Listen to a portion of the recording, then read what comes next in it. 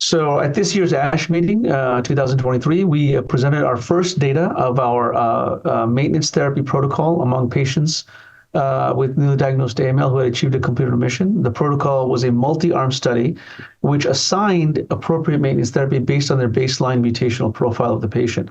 So patients who would, let's say, have a FLT3 mutation at diagnosis would receive Gilteritinib as a FLT3 inhibitor combined with oral Decitabine as the backbone, just given for 3 days.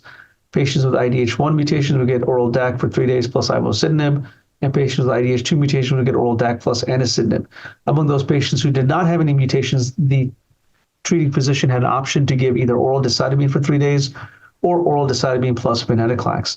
And so we've enrolled the most on the oral Decitabine plus Venetoclax patients. So far, the relapse-free survival and overall survival among these patients appears to be very encouraging. These are patients who are in remission, not eligible immediately for allogeneic stem cell transplantation. Furthermore, other cohorts are enrolling, including the FLT3 and the IDH1 and IDH2 cohort, as well as single-agent Decitabine for maintenance therapy among patients who are in remission.